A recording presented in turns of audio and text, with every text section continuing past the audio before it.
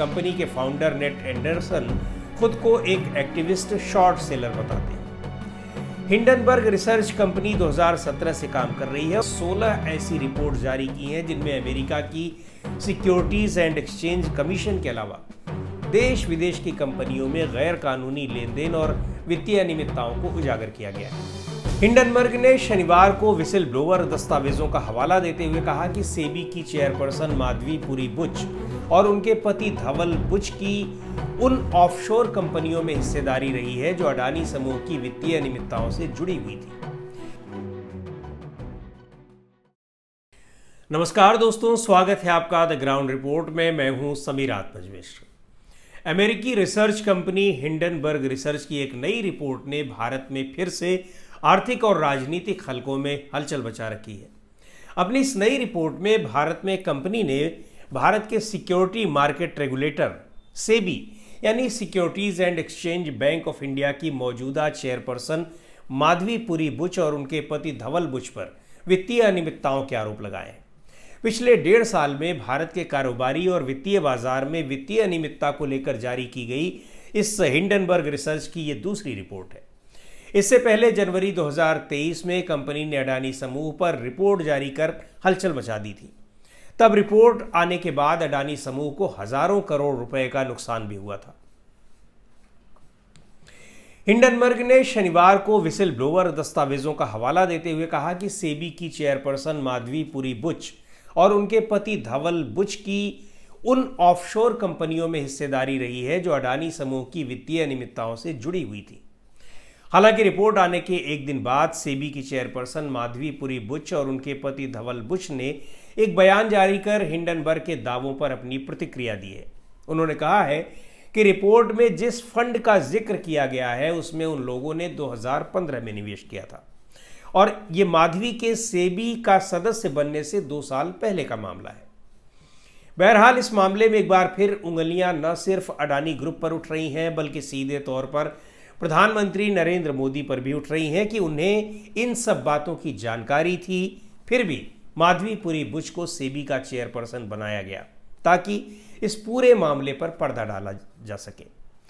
Hindenburg research America की एक research company है जिसे नेट एंडरसन नाम के अमेरिकी नागरिक ने शुरू किया था। यह कंपनी फॉरेंसिक फाइनेंस रिसर्च, वित्तीय अनियमितताओं की जांच और विश्लेषण, अनैतिक कारोबारी तरीकों, गुप्त वित्तीय मामलों और लेन देन की जांच करती है। कंपनी का एक प्रमुख काम शॉर्ट सेलिंग का भी है।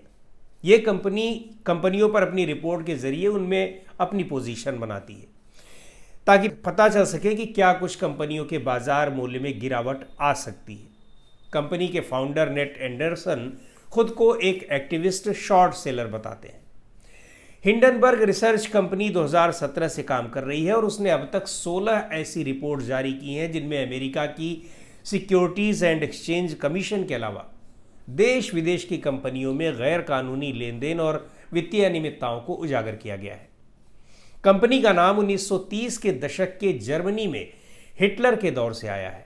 इस दौर में एक एयरशिप हुआ करता था जिसका नाम था हिंडनबर्ग एयरशिप।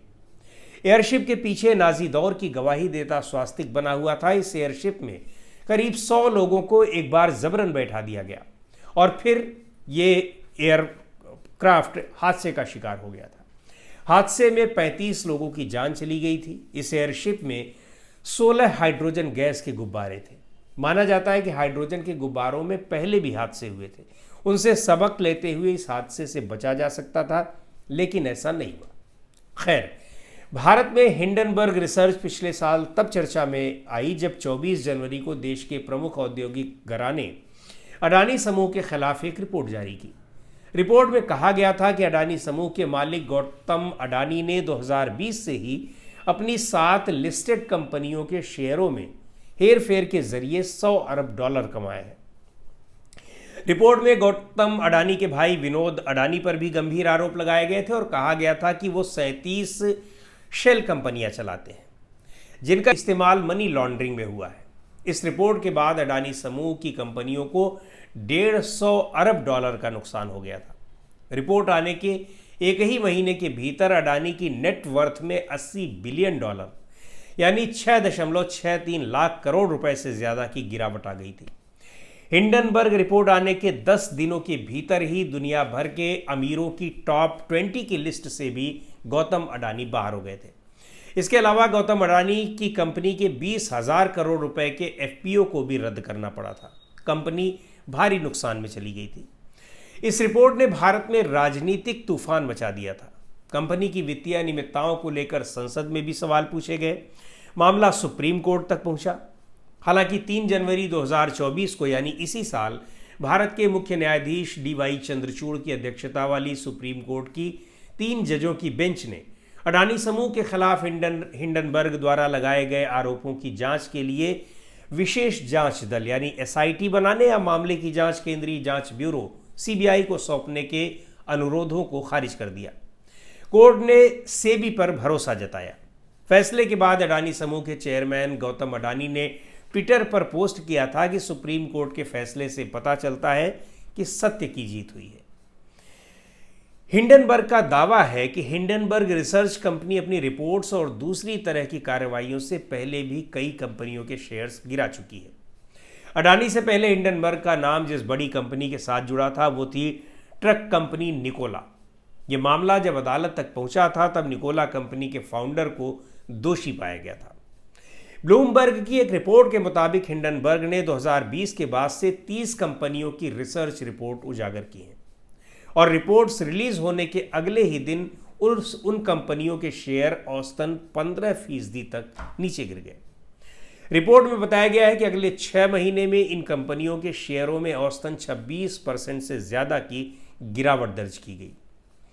हिंडनबर्ग की ताज़ा रिपोर्ट को लेकर कांग्रेस नेता राहुल गांधी ने कहा है कि अब यह साफ हो रहा है कि प्रधानमंत्री मोदी इस पूरे मामले की जांच संयुक्त संसदीय समिति से कराने को लेकर क्यों डर रहे हैं। राहुल गांधी ही वो व्यक्ति हैं, विपक्ष के नेता हैं जिन्होंने इस मुद्दे को संसद से लेकर सड़क तक उठाया था। तो दोस्तों आज के वीडियो में इतना ही। अगले वीडियो में फिर मिलेंगे एक नए विषय के साथ, एक नए मुद्दे के साथ। द ग्राउंड रिपोर्ट के यूट्यूब चैनल को आपने अब तक सब्सक्राइब न किया हो तो ज़रूर कर लें। हमारे वीडियोस को लाइक करें, शेयर करें और अपने सुझाव भी हमें ज़रूर भेजें।